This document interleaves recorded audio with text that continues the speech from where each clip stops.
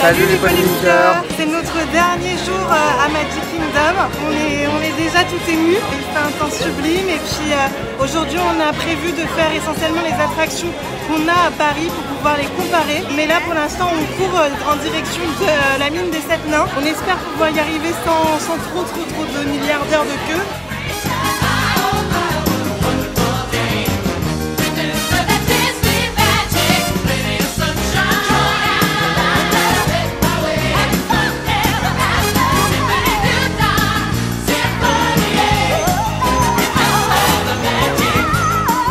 Alors les polémiqueurs, on est en route pour la mine des 7 nains. Cette attraction a ouvert en 2014, elle fait partie du New Fantasyland.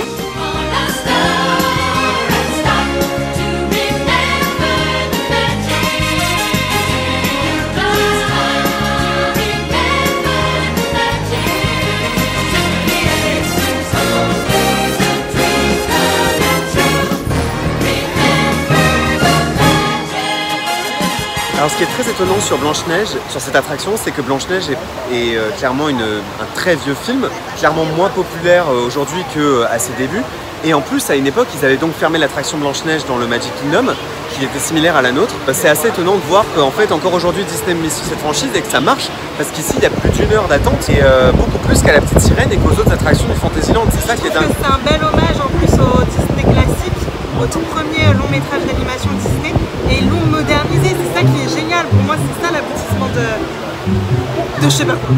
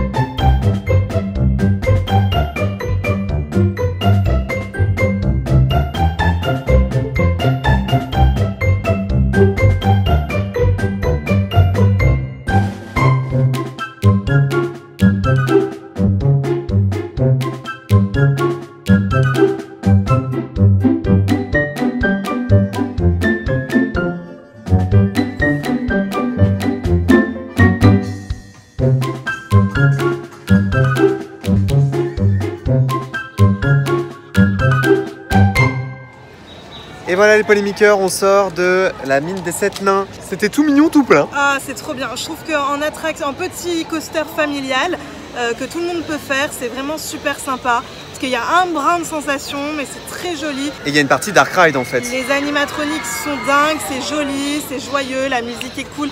C'est tellement différent de notre Blanche-Neige qui n'a aucun sens pour moi parce qu'elle fait beaucoup trop peur alors qu'elle est censée être pour les petits.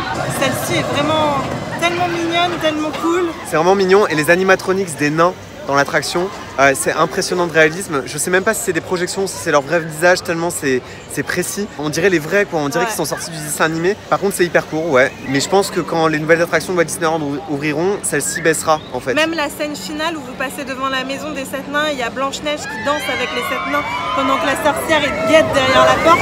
C'est trop bien, c'est tellement le film, c'est génial. Ouais.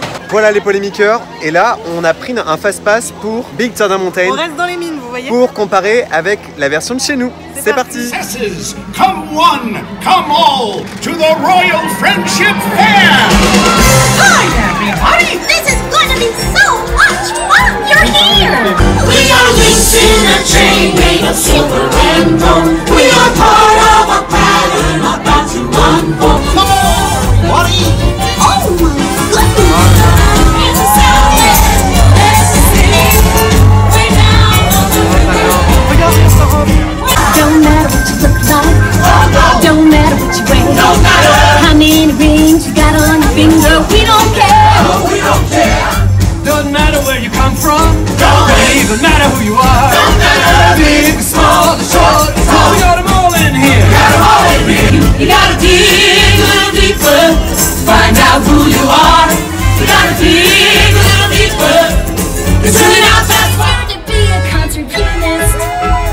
see me on the stage performing Mozart. What's your dream, my little snuggly friend? My dream?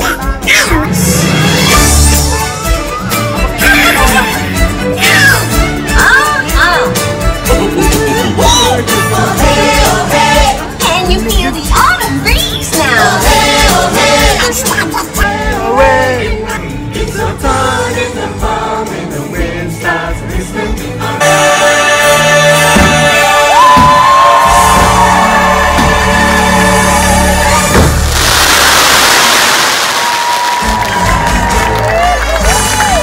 Les polémiqueurs, c'était trop bien. Alex m'a fait une surprise, je savais pas qu'on allait voir ça. C'était trop génial et le son est tellement fort, tellement bon. Et puis en plus j'adore Alisa, j'adore Réponse.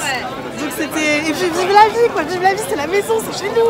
En fait c'est un spectacle, c'est une tradition des parcs Disney, comme l'ouverture de Disneyland le matin, il y a des petits spectacles comme ça. C'est l'équivalent de la valse des princesses si vous voulez. C'est un spectacle qui met en avant les dernières princesses Disney. Il a été beaucoup modifié et il fonctionne aussi en fonction des saisons. Et effectivement cette année, ils nous ont pris la musique Vive la vie. Ouais, c'était vraiment trop cool.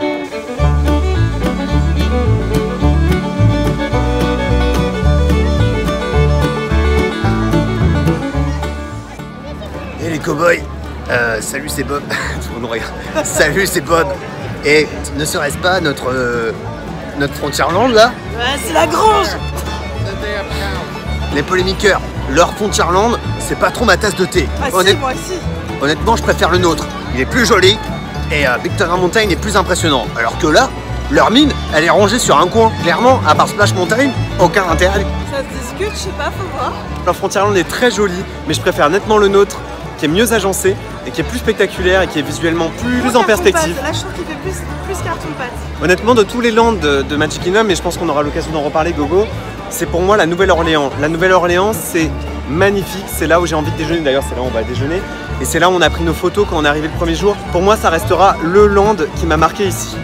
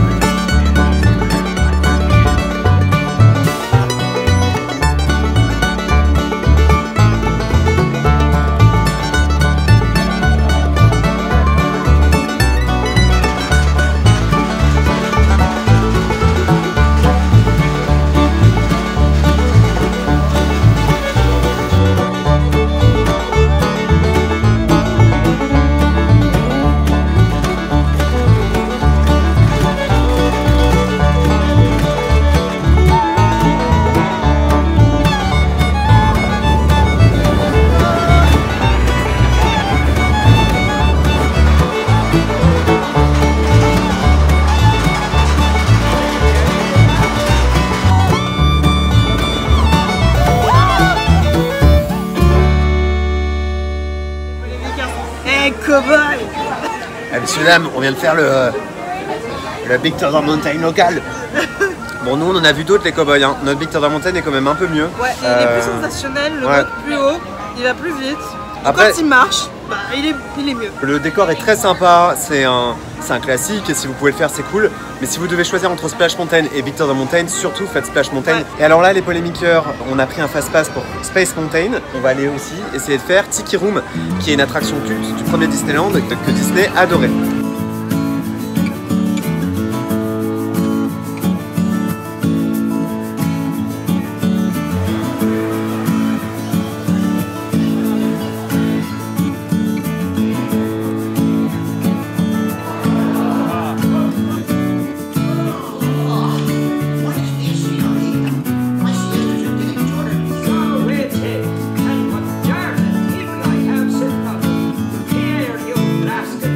Let's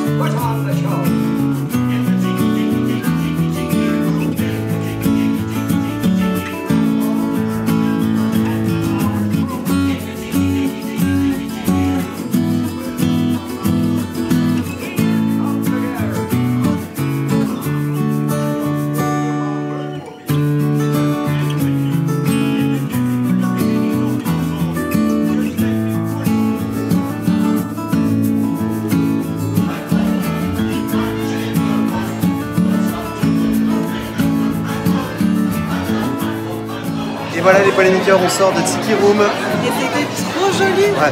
C'est un peu vieillot. Hein. Alors moi j'ai adoré cette attraction les polémiqueurs. Si je l'avais vu quand j'étais petit, j'aurais adoré. C'est des animatronics, mais que des oiseaux qui sont dans une pièce et qui chantent. Il y a une succession de 3 musiques et au fur et à mesure des tableaux, on découvre que de nouvelles pièces, de nouveaux animatronics apparaissent.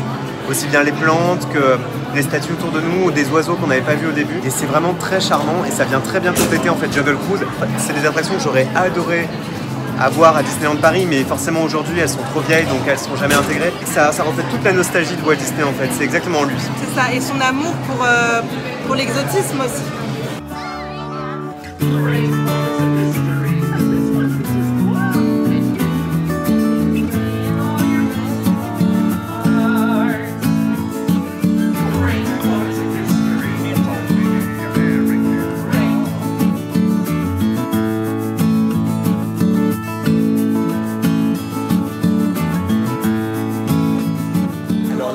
On est toujours à la Nouvelle-Orléans et on va faire le hall des présidents. 407 years ago, our fathers brought forth on this continent a new nation. Ladies and gentlemen, the President of the United States of America.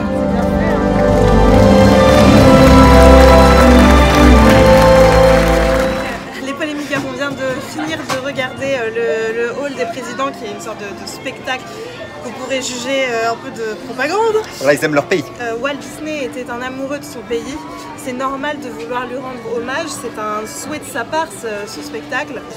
Raconter l'histoire des États-Unis, pour moi, c'est normal et c'est très bien. Par contre, le politiser en montrant tous les présidents des États-Unis, là, pour moi, ça me pose un problème. Pourquoi? Parce que on est là où les rêves deviennent réalité. On est dans un lieu d'évasion. On est en dehors de toute réalité et la politique, c'est la réalité. Donc pour moi, ça n'a pas du tout sa place. Quand les gens dans la salle applaudissent pour leur président préféré, etc., pour moi, c'est pas du tout l'endroit adapté pour ça. J'ai pas envie de me ramener à la réalité de la situation politique actuelle quand je suis à Disney World. Moi, les polémiqueurs, je me suis jamais autant marré de ma vie. J'ai cru qu'on n'allait pas sortir vivant de la salle. Il y a des gens qui ont applaudi George Bush, mais il y en a qui ont applaudi Barack Obama, il y en a qui ont applaudi Trump. On s'est tapé un discours de Trump quand même. Mais quel drôle de pays quand même, frère. On s'est bien marré quand même. Ouais, je trouve ça malin, c'est très bien fait. Il faut quand même parler des animatronics qui sont extraordinaires. Ouais. Avec des fluidités de mouvement, on dirait des vrais. Moi, je me suis demandé si c'était pas des acteurs. Et ils se lèvent de leur chaise. Oui.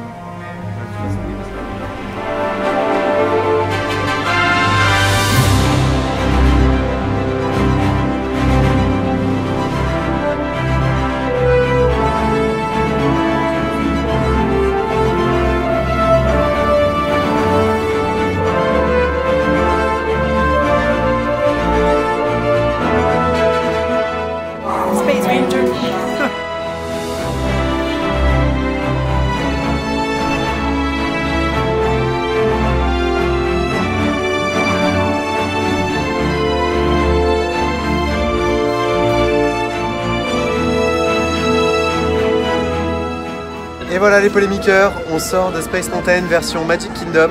Bon bah voilà, c'est comme je pensais, c'est pas du tout comme chez nous. Je préfère clairement notre Space Mountain qui est beaucoup plus spectaculaire, qui fait beaucoup plus peur et en même temps qui va beaucoup plus vite, il y a des loopings. Là on est clairement un peu comme dans des luges, comme si on faisait du snowboard, enfin je sais pas, c'est un peu vieillot, mais bon c'est marrant hein, mais franchement si vous avez l'occasion de faire d'autres choses et que vous avez qu'une seule journée, ne perdez pas votre temps à aller à Space Mountain. Alors moi personnellement je suis pas du tout d'accord, j'ai beaucoup aimé cette attraction. Je suis pas hyper fan des sensations, quand on n'est pas hyper fan des sensations, celle-ci est plus adaptée. Ce que je regrette c'est qu'en fait il n'y a rien, c'est vraiment que dans le noir avec des petites lumières. Visuellement c'est pas très intéressant mais j'ai trouvé ça très sympathique, écoutez. Bon les polémiqueurs, le Tomorrowland de Magic Kingdom c'est pas ça du tout. C'est bizarre d'appeler ça Tomorrowland alors que c'est plutôt Yesterday-land. En fait c'était très visionnaire, c'était très ambitieux, mais je sais pas combien de temps ça a tenu l'idée de Tomorrow, tu vois, parce que là aujourd'hui c'est quand même très bien. Ouais, ça a pris un petit coup de pelle, un peu comme Epcot. Il n'y a pas beaucoup d'attractions fortes ici, il y a Buzz Lightyear, il y a Orbitron, Il y a Autopia, mais bon, ça fait pas rêver quoi. Hein. Je pense que notre Discoveryland est quand même beaucoup plus sympa de manière générale. Bah, Gogo, qui est une spécialiste des toilettes, dis-nous ce que tu penses du land de réponse, qui n'est consacré qu'aux toilettes. Justement, c'est sans nul doute la plus jolie entrée de toilettes de tous les parcs Disney que je connaisse. En même temps, Gogo, si Disneyland Paris nous avait fait un land de réponse avec que des toilettes, je pense qu'on aurait été les premiers à gueuler. Absolument. L'Imagineer qui a construit ce mini-land, qui s'est dit, moi j'ai un rêve, c'est construire des toilettes. Bon, j'espère quand même que c'est qu'une première partie de ce land et qui sera étendue et qu'un jour on aura une attraction, une rencontre. Surtout qu'en plus on peut rencontrer Réponse à Magic Kingdom, mais dans une autre attraction qui est à l'entrée de Fantasyland. Donc je comprends pas bien pourquoi ils ont fait ça en fait. Ouais. Les Polémicas, on va faire l'attraction Winnie the Pooh, qui paraît-il est super mignonne. Donc même si on n'est pas fan de Winnie l'ourson, et bah écoutez, on va voir. Hein.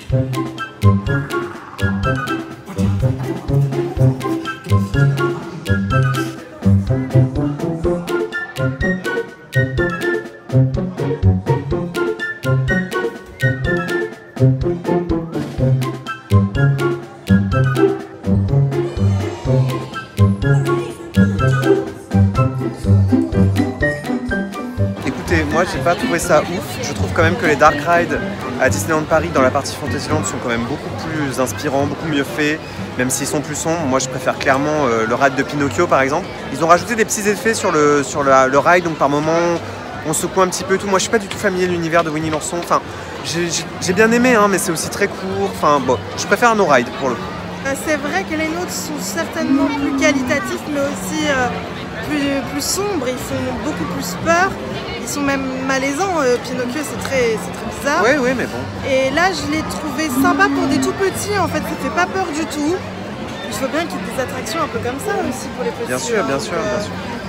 Ça va, ça passe. Vous voyez les Polémiqueurs, la fameuse glace à l'ananas qui est en produits dérivés, en peluche, en sac, en tout ce que vous voulez. Ça s'appelle donc une Doll Whip. Ce que je voulais dire c'est que c'est comme une attraction, en fait c'est une star, la glace à l'ananas. Il y a, je sais pas, 30 minutes de queue pour en avoir une. Mais grâce à l'application, vous pouvez la réserver, la commander directement via l'application. Vous allez la retirer à la borne dédiée et vous ne faites pas la queue. Donc c'est quand même hyper efficace ce service-là.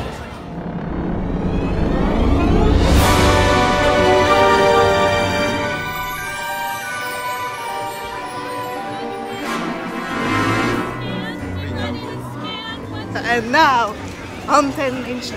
Je voulais vraiment la faire, je sais pas trop à quoi ressemble Haunted Mansion, mais vous savez que je suis un fan de Phantom Manor. J'ai d'ailleurs acheté un produit en rapport avec ça, je vous montrerai dans le haul spécial que nous allons tourner avec notre cher Gogo. On a pris un fast-pass, on y va tout de suite. J'ai trop hâte de voir comment c'est à l'intérieur. Ouais. Déjà d'extérieur, le décor est complètement différent. Et on peut vous dire que les costumes des cast members sont magnifiques déjà. Ici, Haunted Mansion, c'est un vrai phénomène en boutique, un peu comme chez nous aussi d'une certaine façon. Ça te broche pas trop l'extérieur? Ah non, je préfère clairement notre manoir, il est clairement plus beau. C'est vrai.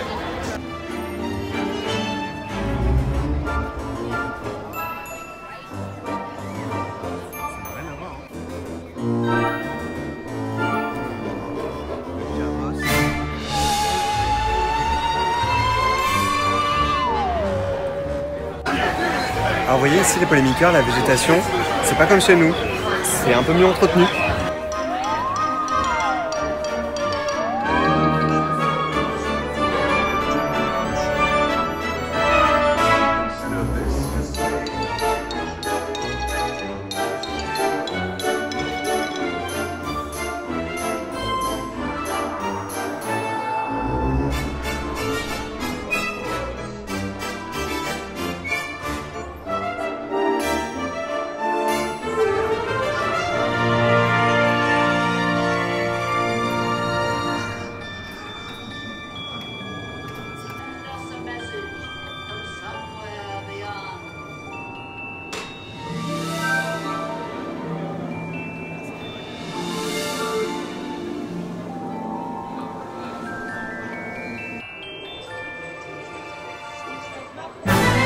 Les Polémiqueurs, on sort de Haunted Mansion Bon, y a bah, pas photo. il n'y a pas photo. C'est quand même beaucoup mieux chez nous, ne serait-ce que l'extérieur, puis aussi l'intérieur. Et la storyline, elle est vachement plus claire chez nous. Ouais.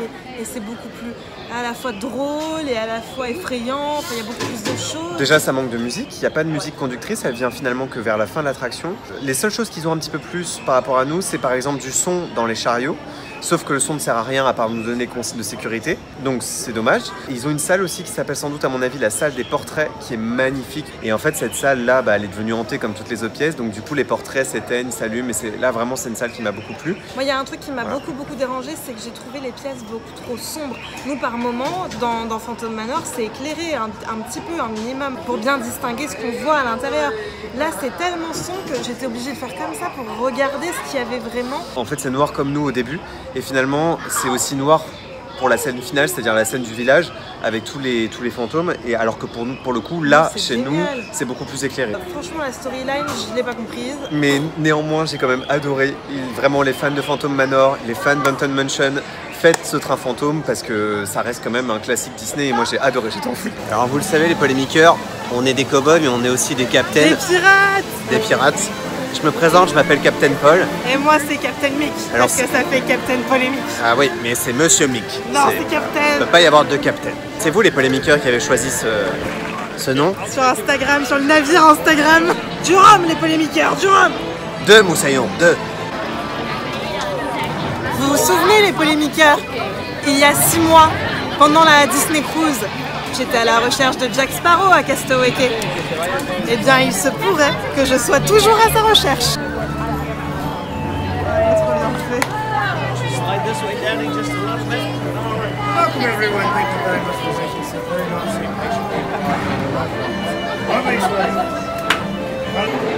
Les polémiqueurs, on vient de retrouver Jack. Je lui manquais énormément, il se souvenait parfaitement de moi. Il a dit d'ailleurs qu'il avait fait un voyage en France, qu'il connaissait Paris. C'est bien la preuve que... Il l'a quand même recadré parce qu'à un moment donné, elle lui a dit au revoir Jack. Et il a dit Captain Jack, please. Et là, on s'apprête à faire l'attraction Pirates des Caraïbes pour laquelle on avait un passe-passe.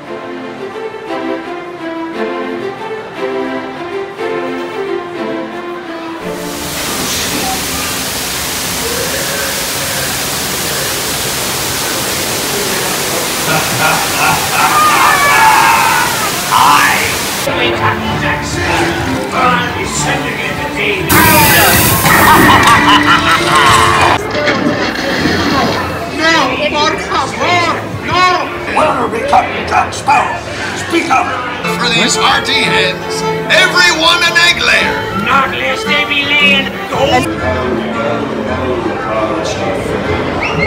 Et voilà les polémiqueurs, on sort de Pirates des Caraïbes. Bon, c'est un classique, j'ai adoré, mais force est de constater, comme Haunted Mansion, que notre version est quand même beaucoup mieux. En plus, c'est bizarre parce qu'en fait, notre scène de fin à nous, c'est leur scène de début à eux, et inversement, enfin tout est inversé dans l'histoire. La seule chose que je trouve mieux, c'est que les personnages de la franchise au cinéma sont un peu mieux intégrés. Et Jack que... Sparrow est beaucoup mieux intégré, on voit Voilà. effectivement mieux ce qu'il fait là, de très bonne qualité d'ailleurs. Après au niveau du décor, bon, c'est très similaire, mais pour le peu de différence qu'il y a, le nôtre est mieux. Ouais. Et la queue pour rentrer dans l'attraction est 1000 fois meilleure chez nous, elle est beaucoup plus belle. Ici il n'y a rien, ouais. Mais c'est quand même à voir, il faut le faire les polémiqueurs si vous venez ici.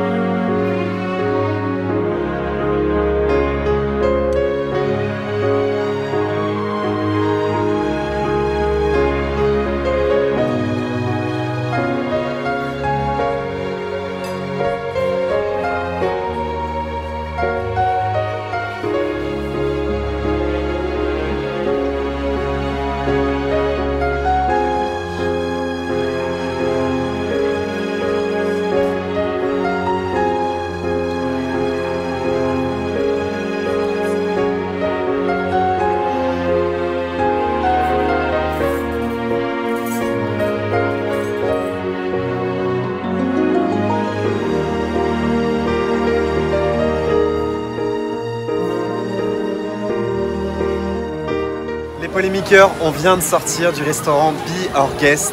À mon avis, l'un des restaurants les plus incroyables, tout parc Disney confondu. Le plus emblématique, mais pas le plus cher. Étonnamment, c'est pas si cher que ça. Le menu était à 60 $, c'est ça? 60 $ pour entrée, plat, dessert. Sans compter les tips, c'est pas compliqué. Vous êtes dans la salle de bal, immense, elle est magnifique.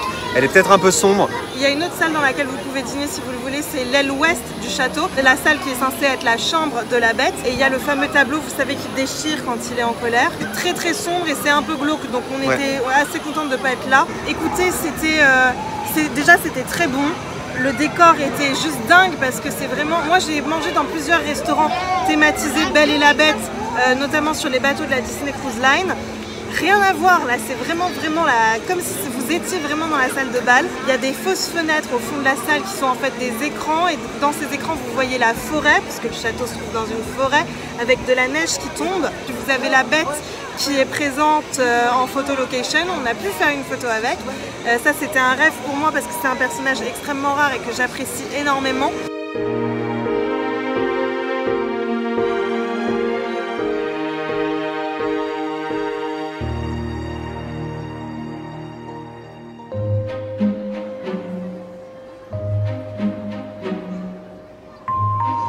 Alors les polémiqueurs, on sort de Small World. Qu'en as-tu pensé, Gogo? Bah, je connaissais, je sais que Small World ici c'est pas horrible, mais c'est un milieu de notre Small World à nous qui est tellement plus beau. Celui-ci est beaucoup plus long, un peu trop quoi, un peu trop long.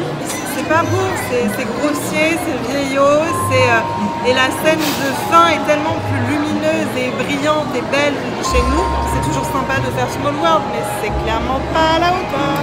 Oui, donc en fait cette version-là est clairement plus longue. Certains décors sont clairement plus grands. Les décors sont plus grands, le plafond est plus haut de manière générale. Il y a plus, alors tout marche, il n'y a pas une seule poupée qui déconne. Il y a un peu plus de personnages en hauteur aussi et accrochés au plafond. Mais ça prend pas du tout. La scène de fin est glauque. Il y a un passage aussi sous la mer qui est chelou. L'entrée c'est pas possible. Small World dans un hangar. Qui a vu Small World dans un hangar s'il vous plaît les gars? Enfin voilà, ça manque de couleurs. C'est triste en fait. C'est triste. Triste. Ouais. Alors, les polémiqueurs, on sort de Peter Pan Flight, version très similaire à la nôtre, un tout petit peu plus longue. Le ride est mieux conçu, il est plus confortable, le nôtre bouge un peu trop et par moments freine violemment. À part ça, je préfère quand même notre version parce qu'on voit clairement les décors, on voit les rideaux tirés. Je suis pas emporté en fait comme dans notre version où quand on passe d'un monde à l'autre, on voit pas les murs, on voit juste les étoiles. Et nous justement, on a la scène des étoiles où c'est tout noir et il y a juste les petits pointillés des étoiles. Eux, ils l'ont pas ça. On l'a passé quand même très pareil. Voilà, ils ont plus d'animatronics aussi, mais bon en même temps, c'est pas parce qu'ils ont plus d'animatronics ou plus d'éléments que ça fait monter la sauce.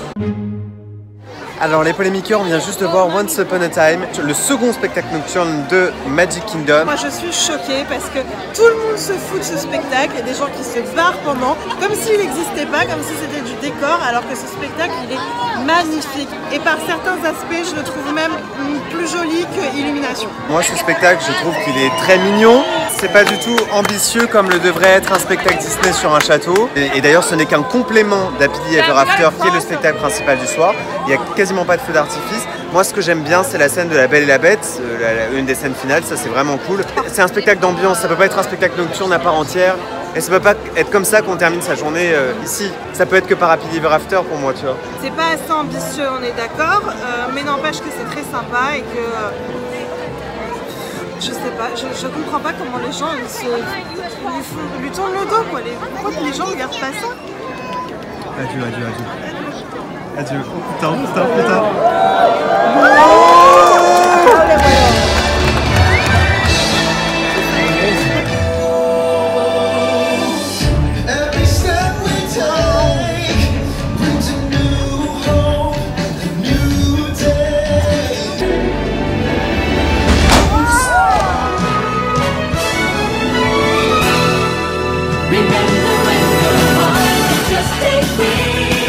You can live out all your dreams, no matter how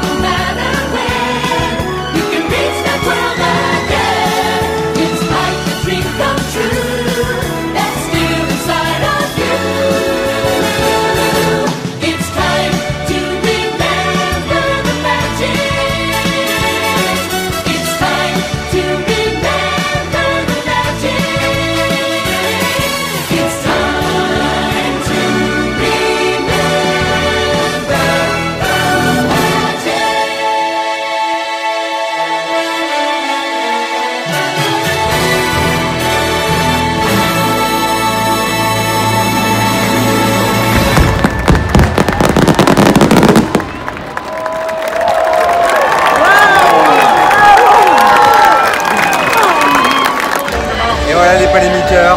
Ainsi s'achève notre séjour incroyable, nos polémiques-vacances. Comment vous dire?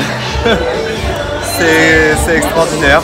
Déjà, avant de parler du spectacle, j'aimerais juste dire un mot sur la façon dont les gens sont respectueux. On était en boîte de sardines, on est vraiment hyper nombreux.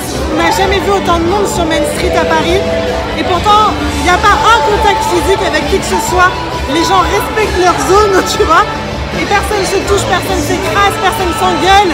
Et c'est très agréable, rien que ça, de voir un spectacle dans ces conditions.